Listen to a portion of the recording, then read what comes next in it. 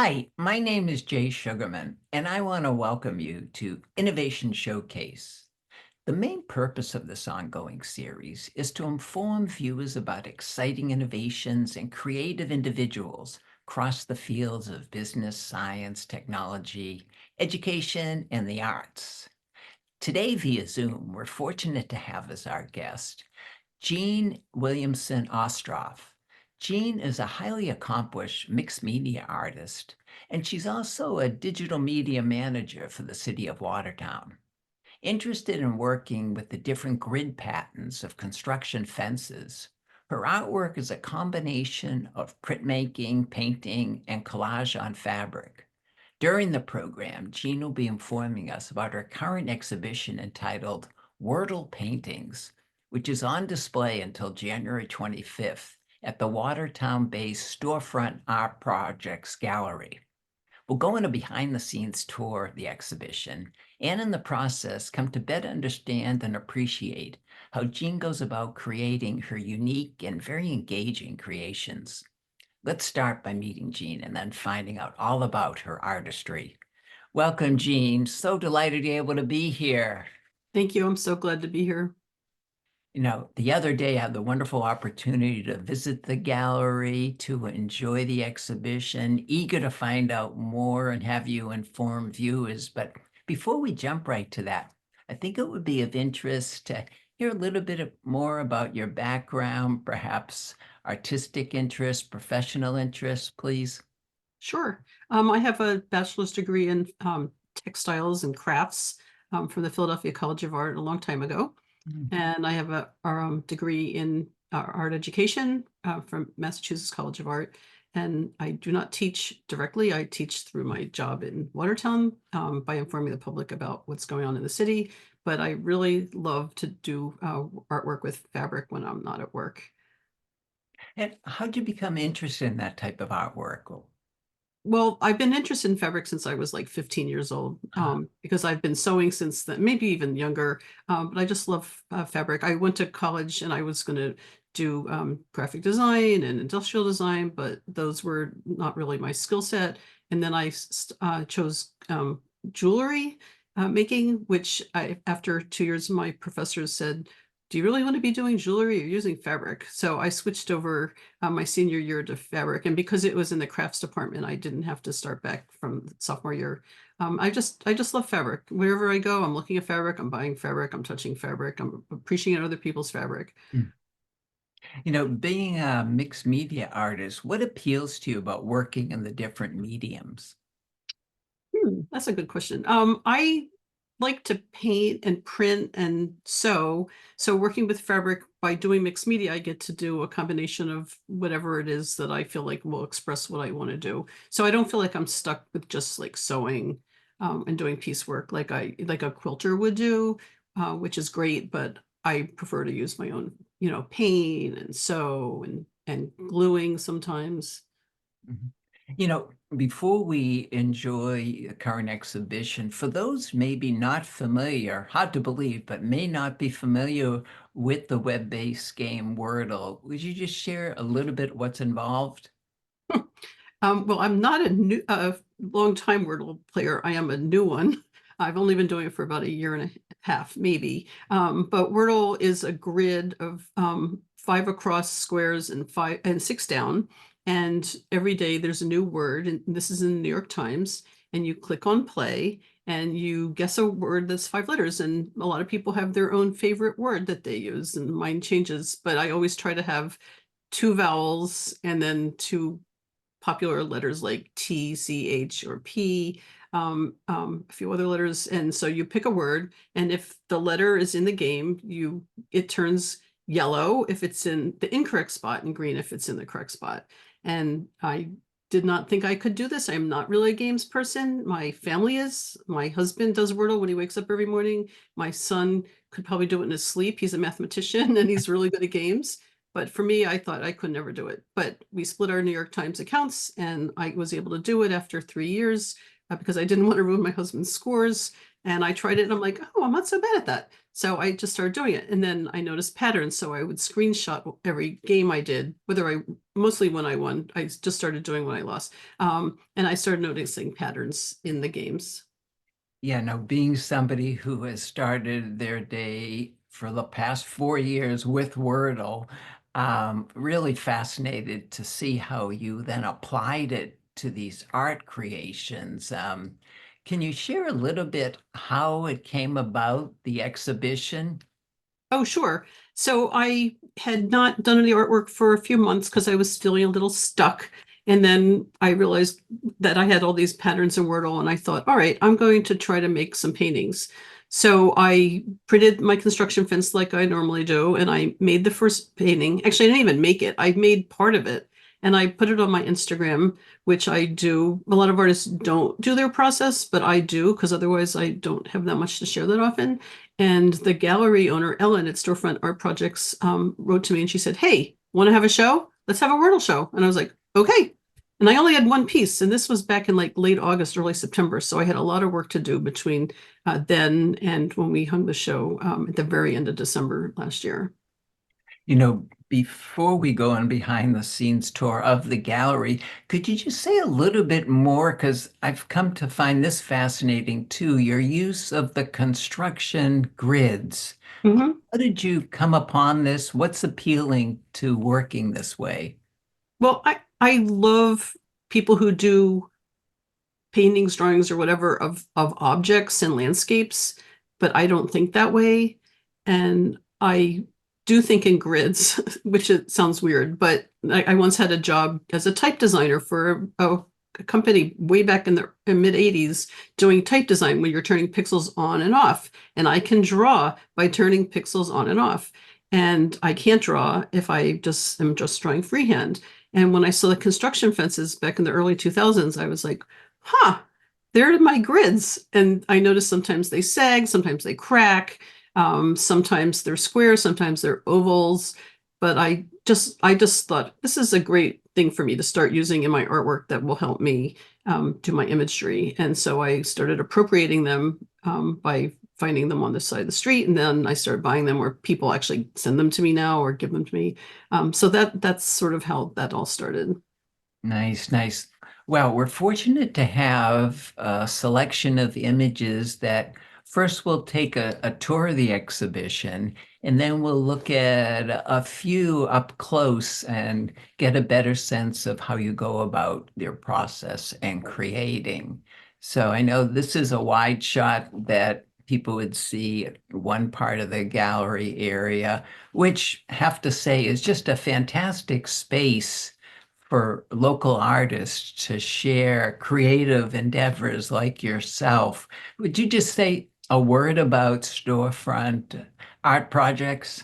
Sure. Well, Storefront Art Projects wouldn't be anything without Ellen Weinberg, who has the gallery. Her art studio's behind it, and she is an amazing artist herself, and she is well respected and has many, many shows. And she has actually been showing artwork for mostly local, I believe, artists for the past few decades.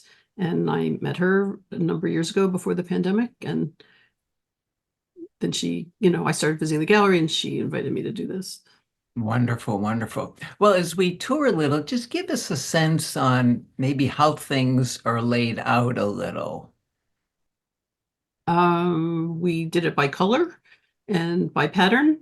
And wanted to just have a good, balance of work and transitions between one piece to the other. And then we had a space that you'll have in another show, photo that has, a piece sort of in the back. There you go. You see that in the back on the right. And we just wanted to balance the whole thing with all the work I had.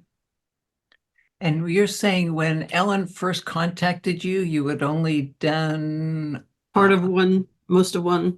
Yeah. part of one, and then you created all these, which I think you have like 18 or so Yep. now, Yep. something. 18. Some of them are 6 by 6 inches, and some of them are in their 20s and 30 inches. And it was a lot of work. I have to thank my husband for cooking dinner and doing a lot of stuff around the house so I could use my extra time to be able to work on these. Yeah, fabulous, fabulous. Well, let's step back and look at this individual one first. I think it's titled Refer.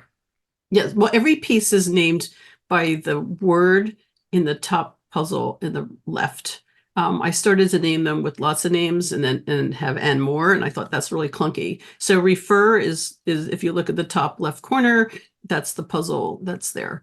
And this piece is mainly about when you solve the puzzle and when you don't, because everybody brags about when they solve it, but since I'm amazed that I even do, I thought, all right, I will do some that I have not. So if you follow your eye at the green patterns in the rows, you can sort of count down to the sixth row, or just use your eye. You'll see a couple that the green row is not complete, and those are the days that I did not make the puzzle work. And this piece is a little different than the other pieces in the show because usually people paint on the front of fabric and they have it show, and it's very bright. But this piece I painted on the back of the fabric, and if you were in the gallery and you took a little peek with Everyone's Okay, you would see the back is very bright greens and blues.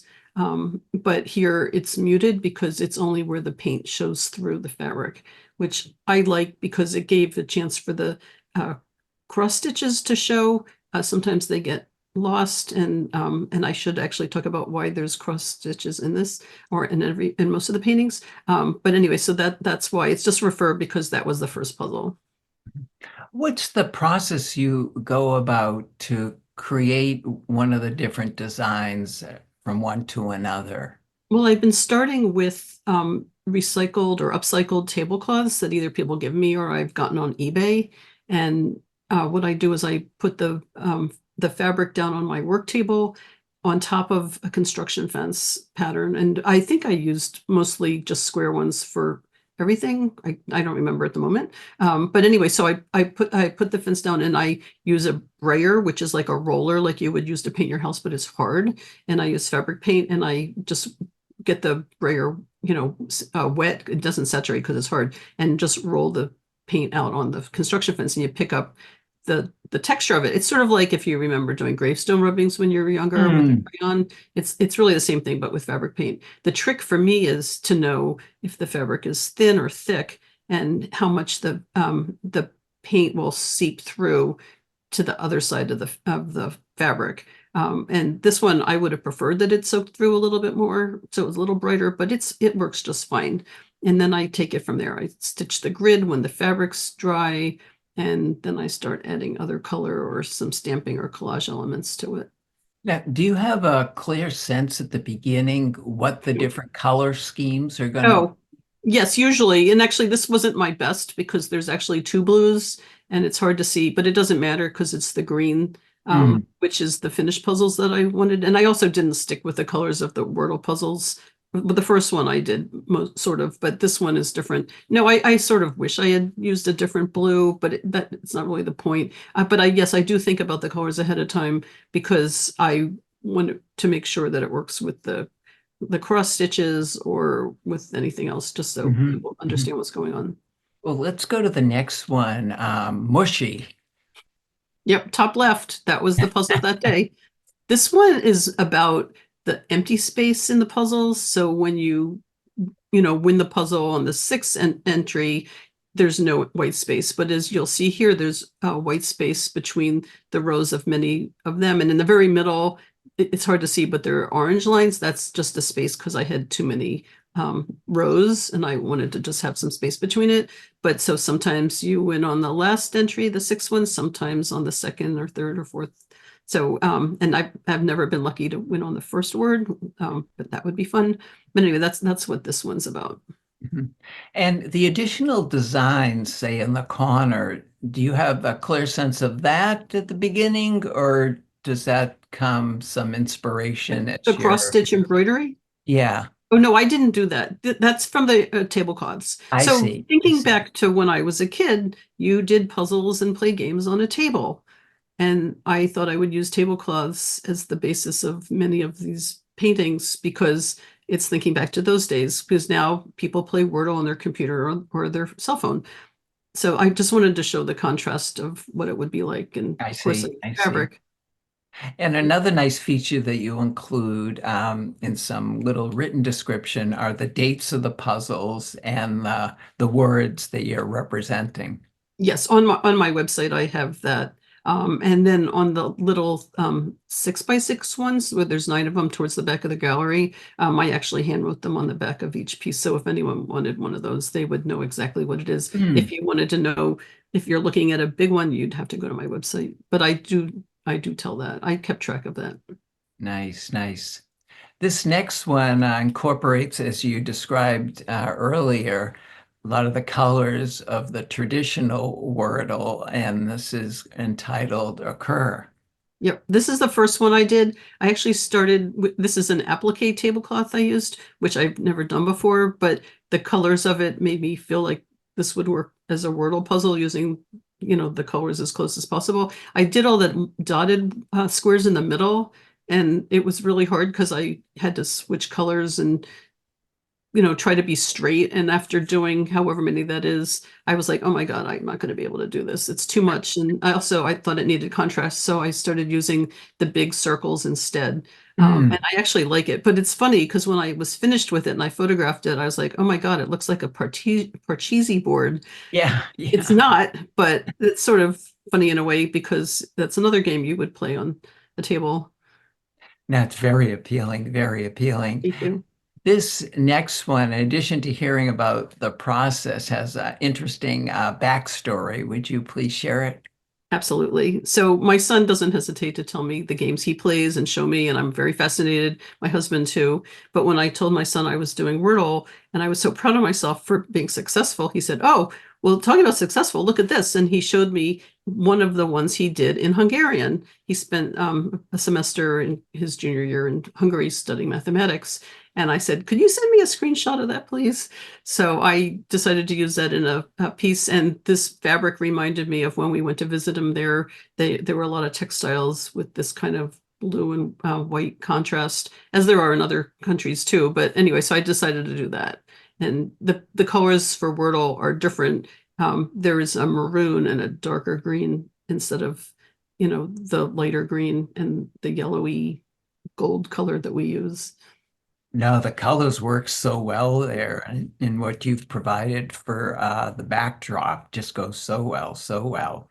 What do you hope viewers come away with from viewing this exhibition?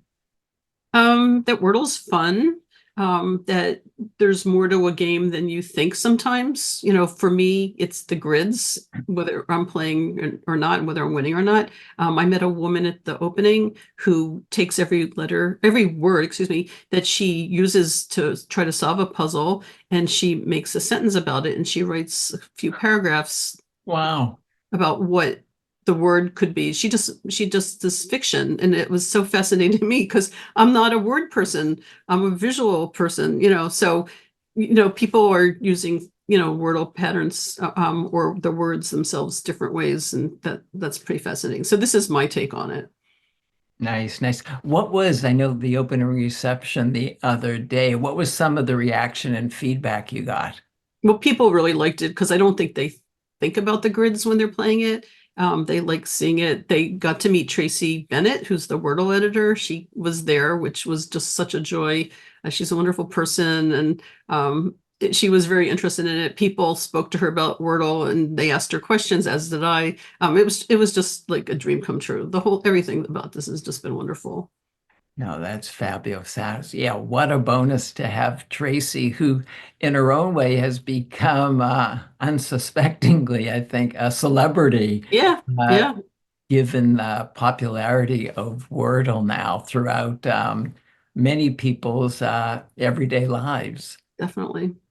Terrific, terrific. And as we noted, the exhibition is on display through January to the 25th.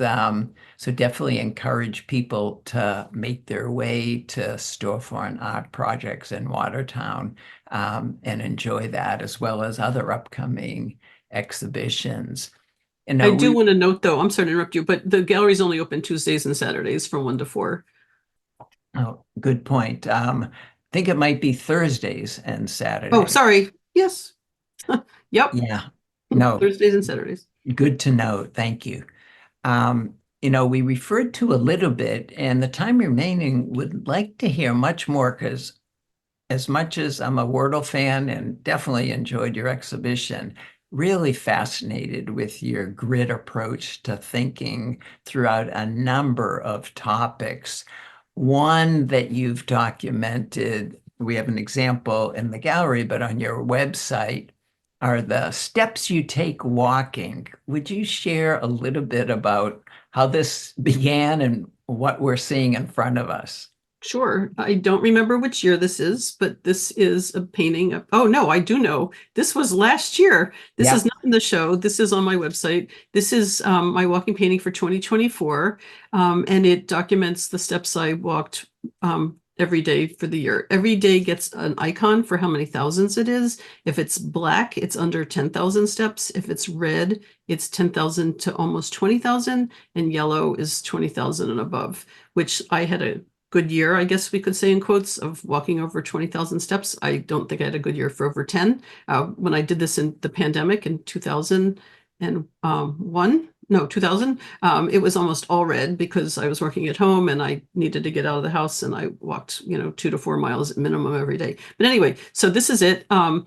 If you look at the yellow ones, those are days I walked before the eclipse on April 8th. My Ah, husband and I went to Watertown, New York. So there's a yellow one there in the left side, a few rows down. And then next to it where there's yellow, I also walked a lot of steps. But that was also to say, I sort of did a little riff on the eclipse because we got to see total eclipse on Watertown, New York. And then I don't usually do this, but I did get COVID in June.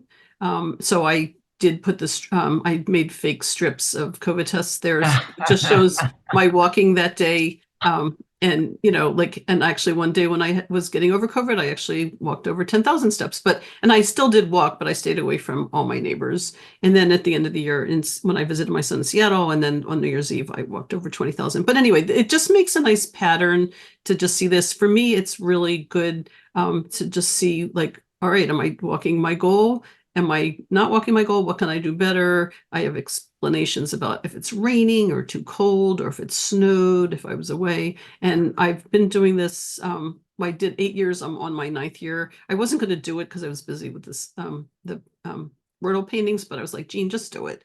Because every Sunday I spend like, 20 minutes, and I take the hmm. icons that I've stamped and I glue them on, and then I do it again the next week. So it's really not that bad. It also makes time move quickly through the year. Fascinating, fascinating. In the time remaining, just like to hear a few words, and viewers can find out much more on your website, which we'll have in the credits, about some of the other categories, topic areas that you've applied this construction fence grid approach to. And I know one category you label loss. Yes. Well, my mom died. I did a number of paintings about that. She was very abusive to me, so I didn't want to ever do any paintings when she was alive. And they're not mean. It's just, just talking about different things that I remember or what happened growing up. So I would use those. And that's actually when I started using the tablecloths, because I had a few that were hers that I wasn't going to use on my own table because I don't really use tablecloths that often. So I did that. I donated a kidney 5 years ago. So there's a whole series of work called under the title Kidney on my website. And I actually did three paintings about testing and waiting to donate and see if I'm approved when I donated, and then after I donated. So there's different icons similar to the walking paintings about that whole process. And I don't know, it's just fun for me to document things. I don't keep a diary of sorts written, but I seem to apparently visually. And there's another category, infrastructure. Yeah, infrastructure. Oh, yes. So when I started working in Watertown, it was, a big change for me going to a new city, learning a bunch of website tools. And that's a full-time was not paid to work full time, though I sort of did in my last job. So when I would go for a walk on my lunch hour, I would take a picture of different infrastructure on the Watertown streets and sidewalks or in my own home. And I did use the construction fence a little bit. Those are 6 by 6 inches. They're small, but it just, using 2 parts of your brain is really important, especially as we get older. So yeah, I did that. Thanks for the reminder. All for that. And one series I found very attractive was textiles. So textiles is really a lump of not just one thing. Like there's a whole series in there. I made huppahs, which in Judaism are for weddings. They're canopies that go over your head of the couple. And I actually had an internship doing that like 11 years ago. It was right when I started my last job, is a similar job as I have now. And I was actually at Brandeis at the Women's Research Study Center, and I did that. So I just use different ideas, and I forget what else is in the textiles, but those are paintings that are soft, or not really soft, but they're softer. I would stiffen the fabric so it feels more like paper, but it is fabric. And then I have another one called boards, and it's just work where I would take fabric when I was done painting, stitching, and sewing, and then glue it to boards. But there's too much work over a 20+ year period to have that many titles in your website. And the final one that is a little different, installations. Yes. Yes. So I did not think that you could do fabric outside, but if you stiffen it, you can. I don't think it would work like down south in Florida. I think it's just too wet, but I did make some fabric paintings that were stiffened. I started with them in my backyard to see if it would work. And after a year or two, they did very well. So I had a couple commissions, commissions as in please do this, but it was only like 6 months or just exhibits. And I would do that. And I had to learn to attach the fabric to fencing, like metal fencing, like chicken coop fencing or whatever, because otherwise it would get stolen, which did happen once, unfortunately. But yeah, it's fun to see the fabric blowing and just seeing fabric outside, which is not very common, but is definitely Nice. fun. Nice. In closing, what are some of your current or upcoming projects and plans? I don't know. I'm tired. I just spent 3 months making 18 paintings of various sizes. Wow. I'm going to work on the walking painting, and I'm not sure. I'm going to sit and think about this for a few months. I'm sorry to be vague, but That's it's okay. hard to work, a full-time job and do artwork and do other life things too. But I'm not sure, but definitely walking. And I'm going to do better walking this year because I just feel like last year wasn't that great. I mean, it was fine. I walked, but I could do better. And let me just ask, in looking back when you first started this grid approach, what are some of your thoughts, observations of where it's taken you? I never thought this was going to be a thing. I really thought I would just try it a little bit, but it works for me. I like to play with things. I feel privileged that I can use my extra time and do that. I don't make any money doing it. That's not the point. The point is to just be creative and share things with other people, and hopefully they get joy out of it too. I know I speak for many others saying we hope you continue it, and we definitely get a lot of pleasure from your artwork. Thank you very much. Thank Appreciate you. that. And Jeanne, unfortunately, we've come to the end of the program. I want to thanks again for being here and continued success with future endeavors. Thank you. And thank you so much for inviting me to be on this show. I really appreciate it. It's been a lot of fun. No, true pleasure. Also want to thank those of you watching for joining us and hope you'll be able to tune in next time.